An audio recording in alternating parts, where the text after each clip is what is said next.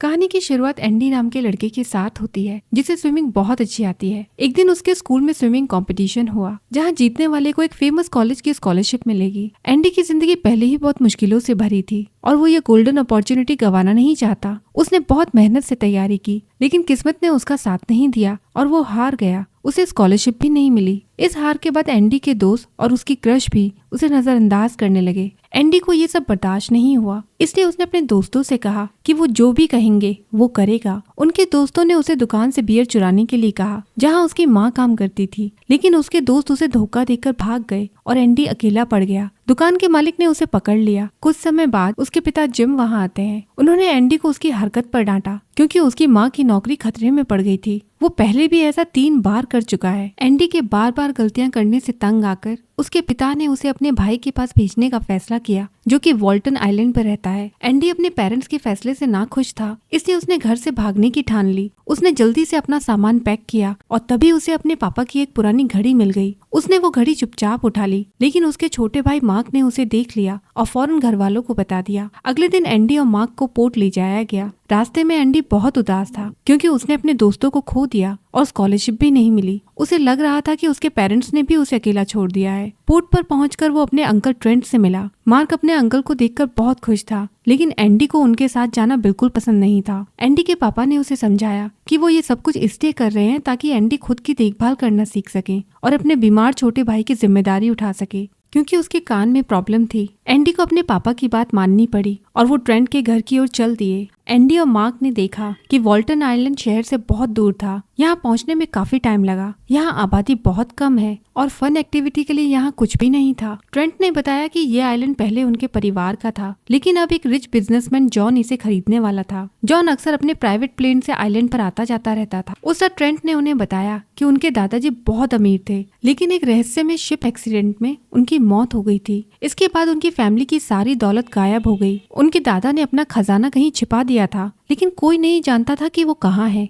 Trent ने उसे ढूंढने की बहुत कोशिश की, लेकिन उसे कुछ नहीं मिला, इसलिए उसने हार मान ली और गरीबी में जीने लगा। एंडी को ये सुनकर खजाना ढूंढने की बहुत एक्साइटमेंट हुई और खजाना ढूंढने की ठान ली, लेकिन जंगल में जाते ही उसे एक आदमी ने पकड़ लिया। जब उस आदमी को पता चला कि एंडी वॉल्टन का पोता है तो उसने उसे छोड़ दिया। एंडी को यकीन हो गया कि इस खजाने का कुछ लेना देना उसके पापा की घड़ी से है। मार्क ने एंडी को बताया कि ट्रेंट ने उसे अपने दादा के खजाने के बारे में एक कहानी सुनाई थी जहाँ खजाना एक मिस्ट्री वाली जगह पर छिपा था। एंडी अब और भी ज्यादा एक्साइटेड हो गया और खजाने को ढूंढने के लिए अड़ गया। एंडी ने खजाने के लिए क्लूज ढूंढने शुरू किए। उसने अपने पापा की पुरानी घड़ी देखी जो असल में उसके दादा की थी। घड़ी के अंदर एक मैसेज था, गिफ्ट ऑफ टाइम। ये पहला क्लू लग रहा था। एंडी और भी क्लूज ढूंढने की कोशिश कर रहा था, तभी ट्रेंट वहां आ गया। रात बहुत हो चुकी थी, इसलिए ट्रेंट ने उसे सोने के लिए कहा। अगले दिन जब एंडी और मार्क अपने अंकल की सिवेनियर शॉप में हेल्प कर रहे थे, तब एक लड़की दुकान पर आई। ये लड़की कोई और नहीं, एंडी की पुरानी स्कूल वाली क्रश थी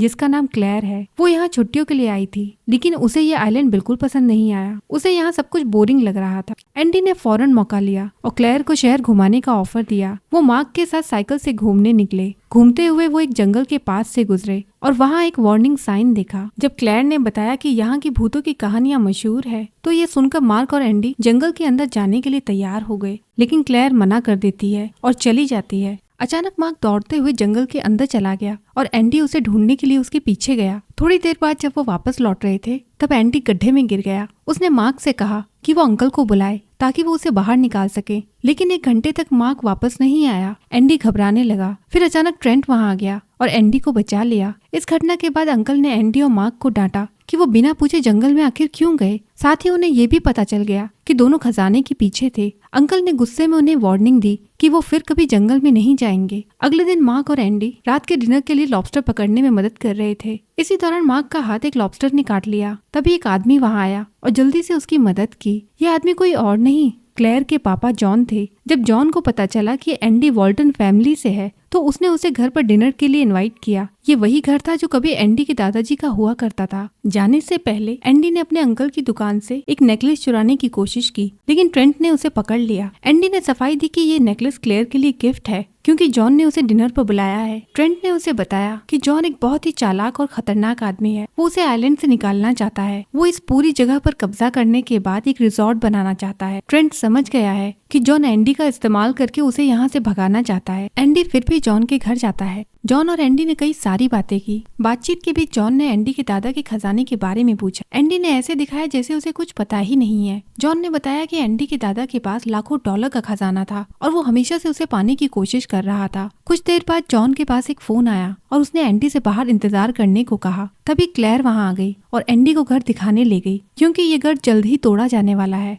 घर के चारों ओर घूमते हुए एंडी ने क्लेयर से उसकी माँ के बारे में पूछा। क्लेयर ने बताया कि उसके माता पिता का तलाक हो चुका है। एंडी को यह सुनकर बुरा लगा, क्योंकि उसने कहा कि क्लेयर के पास कम से कम अपने पापा की दौलत है जिससे वो आराम से जिंदगी जी सकेगी। ये सुनकर क्लेयर नाराज हो गई और उसने कहा कि पैसा कभी भी अच्छी जिंदगी की गारंटी नहीं देता। उसने बताया कि अगर ट्रेंट ने जुआ नहीं हारा होता तो ये घर एंडी का हो सकता था। इसके बाद एंडी घर चला गया और सीधे ट्रेंट के कमरे में गया, लेकिन ट्रेंट की जगह उसे वहाँ एक और प्राचीन घड़ी मिली। तभी अचानक ट्रेंट आ गया और उसने जल्दी से वो घड़ी ले ली। एंडी को पता चल गया कि ये घड़ी खजाने का अगला सुराग हो सकती है। एंडी ने ट्रेंट से मिलकर खजाने को ढूंढने की बात की, लेकिन ट्रेंट ने साफ मना कर दिया। उसने कहा कि खजाना ढूंढना नामुमकिन है। इस बात से एंडी को गुस्सा आ गया और बिना ट्रेंट की बात सुने वो कमरे से चला गया। थोड़ी देर बाद मार्क आया और एंडी से सारे सुरागों के बारे में पूछा। एंडी ने उसे सब कुछ बताया। मार्क ने कहा कि वो इस पहेली को हल कर सकता है, लेकिन उसने ये शर्त रखी कि एंडी उसे भी खजाने की खोज में साथ ले जाएगा। एंडी को मजबूरी में मानना पड़ा। मार्क ने घड़ी की पहेली को बार बार पढ़ा, जिसमें तारों का जिक्र था। उसी रात दोनों ने खजाने की खोज शुरू कर दी। उस रात उन्होंने तारे देखने के लिए समंदर किनारे जाने का फैसला किया। मार्क को विश्वास था कि खजाने का सुराग तारों से जुड़ा है। बहुत देर तक इंतजार करने के बाद भी उन्हें कुछ नहीं मिला। दोनों रात में वहीं सो गए। अगले दिन एंडी चिढ़ गया और उसने मार्क से कहा कि अब वो लोग घर लौट चलते हैं। घर वापस आने पर उन्हें ट्रेंट की डांट सुननी पड़ी, क्योंकि वो लोग बिना बताए समंदर किनारे चले गए और रात भर नहीं लौटे। उनकी साइकिल भी जब्त कर ली गई। थोड़ी देर बाद क्लेयर आई और एंडी से माफी मांगी। एंडी ने कुछ नहीं कहा, लेकिन फिर अचानक उसने क्लेयर से बात करने का मन बना लिया और उसे समंदर किनारे चलने के लिए कहा। क्लेयर फौरन मान गई। उस रात एंडी, क्लेयर और मार्क फिर से समंदर किनारे गए। एंडी ने ट्रेंट की दुकान से लिया हुआ नेकलेस क्लेयर को गिफ्ट किया। क्लेयर ने भी एंडी को अपना पहना हुआ की नेकलेस दे दिया, लेकिन एंडी ने उसे लेने से मना कर दिया। मार्क को वो नेकलेस बहुत पसंद आया और उसने उसे लेकर फौरन पहन लिया। एंडी ने मार्क को वहाँ से हटाने की कोशिश की ताकि वो क्लेयर के साथ बातें कर सके। कई बार भगाए जाने की वजह से मार्क लाइट हाउस की ओर चल दिया। एंडी और क्लेयर ने एक दूसरे के लिए अपनी फीलिंग्स का इजहार किया। आखिर में उन्होंने डेट पर जाने का फैसला किया। इसी दौरान मार्क ने लाइट हाउस के पास कुछ देखा और जल्दी से एंडी को बताने के लिए दौड़ पड़ा। उसने कहा कि सितारों की बजाय लाइट हाउस खजाने का एक और सुराग हो सकता है। जब एंडी ने ये सुना तो वो और क्लेयर लाइट हाउस की ओर बढ़े। वहाँ उन्होंने एक नया सुराग पाया जो एक पुरानी घड़ी के जरिए मिला था, लेकिन उस सुराग का जवाब पाने के लिए उन्हें अपने दादा के पुराने घर जाना पड़ेगा, जो कि क्लेयर का घर है। पर उनकी साइकिल जब्त कर ली गई थी, इसलिए उन्होंने ट्रेंट की कार चुरा ली और क्लेयर के घर जाने का सोचा। जब वो वहाँ पहुँचे तो क्लेयर अपने पापा से मिलने गई और उनके प्राइवेट रूम की चाबी चुराई। उसे यकीन है कि उनका अगला सुराग वहीं मिलेगा। क्लेयर ने एंडी और मार्क को उस प्राइवेट रूम में भेजा। एंडी को कमरे में जाकर एक टाइपराइटर दिखा और फौरन उस कोड को टाइप किया जो उन्हें लाइट हाउस से मिला था। तभी एक गुप्त दरवाजा जोर से खुला, जिससे सब लोग चौंक गए। जॉन आवाज सुनकर एक गन लेकर पहुंचा, लेकिन मार्क और एंडी जॉन के प्राइवेट रूम से पहले ही जा चुके थे। उस दूसरे गुप्त कमरे में जाकर उन्हें अपने दादाजी का एक पुराना सामान मिला। उन्हें एक चाबी और एक डिवाइस मिली। हालांकि उन्हें ये नहीं पता था कि ये चीजें क्या थी, लेकिन उन्हें यकीन था कि ये कुछ बहुत इम्पोर्टेंट है, इसलिए उन्होंने सामान को अपने पास रख लिया। जब वो लोग कमरे से बाहर निकल आए तो उन्हें क्लेयर कार में बैठी मिली। क्लेयर ने फौरन बताया कि जॉन को उनके बारे में पता चल गया है और उसने उन्हें बाहर निकलने की सलाह दी। एंडी और मार्क जल्दी से घर लौट आए। घर पहुंचने के बाद एंडी ने ट्रेंट से माफी मांगी, क्योंकि उसने उसकी कार चुरा ली थी। ट्रेंट ने किसी तरह उसे माफ कर दिया और बताया कि वो भी अपनी जवानी में कई गलतियां कर चुका है। फिर उसने एंडी को अपने अतीत की एक कहानी सुनाई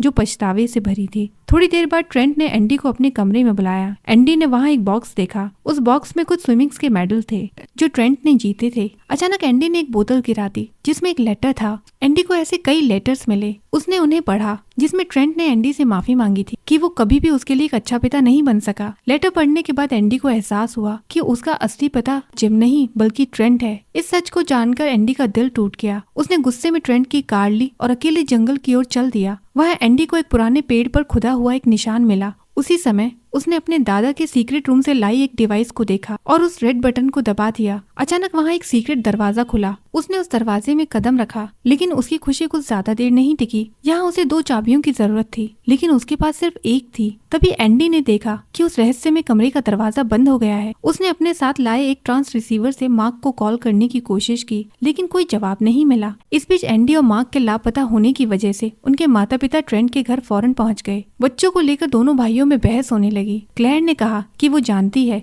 कि मार्क और एंडी जंगल में अपने दादा के खजाने की खोज में निकले हैं। बिना समय गवाए उन्हें जंगल की ओर जाना चाहिए। वहीं एंडी ने मार्क से कांटेक्ट करने की बार बार कोशिश की। अचानक मार्क की आवाज ट्रांस रिसीवर पर सुनाई दी। एंडी ने राहत की सांस ली और मार्क को बताया कि वो एक बंद कमरे में है। एंडी ने मार्क को डायरेक्शंस बताई जिस रास्ते वो यहाँ पहुंचा था। मार्क ने जल्दी से उस गुप्त दरवाजे को ढूंढ निकाला। जब वो मिले तो दोनों भाइयों ने एक दूसरे को गले लगा लिया। मार्क ने कहा कि भले ही एंडी उसका असली भाई ना हो, पर उसके लिए वो हमेशा से ही सबसे अच्छा भाई रहा है। अब दोनों उस दरवाजे को खोलने के लिए जाते हैं। एंडी ने मार्क को बताया कि उन्हें एक और चाबी की जरूरत है। अचानक मार्क ने कहा कि उसके पास भी एक चाबी है जो क्लेयर ने उसे दी थी। लकीली दोनों चाबियां मैच कर गई और जैसे ही उन्होंने चाबियों को घुमाया, दरवाजा खुल गया। अंदर उन्होंने खजाना पाया जिनकी उन्हें तलाश थी। ये खजाना असल में दुनिया की सबसे बड़ी सोने की खदान था, लेकिन उसकी खुशी जल्द ही खत्म हो गई।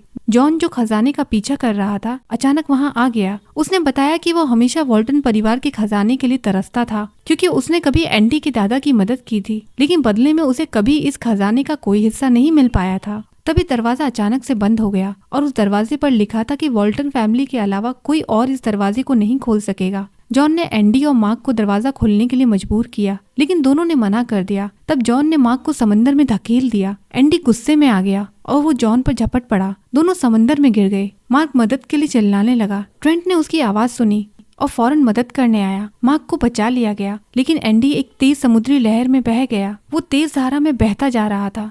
ट्रेंट बिना समय गवाए एंडी को बचाने के लिए समंदर में कूद पड़ा। बहुत मेहनत के बाद दोनों आखिर में समंदर किनारे पे आ गए, लेकिन जब वो बाहर आए तो ट्रेंट बेहोश हो गया। एंडी को बहुत अफसोस हुआ। उसने अपने पिता ट्रेंट को बचाने के लिए हर संभव कोशिश की। कुछ समय बाद ट्रेंट को होश आ गया। ये देख एंडी की जान में जान आई। ये उसके लिए एक नए रिश्ते की शुरुआत थी और उसने ठान लिया कि वो एक बेहतर बेटा बनेगा। अगले दिन पता चला कि जॉन की मौत हो चुकी है और क्लेयर को अपने पिता को दफनाने के लिए आइलैंड छोड़ना पड़ा। इसके बाद ट्रेंट ने एंडी के पास आकर उससे बात की। उसने बताया कि 15 साल पहले उसने क्यों एंडी को जिम के पास छोड़ा था। उसकी पत्नी के गुजर जाने के बाद ट्रेंट डिप्रेशन में चला गया। वो जानता था कि एंडी पर उसका बुरा असर पड़ेगा, इसलिए उसने एंडी को जिम के पास छोड़ने का फैसला किया।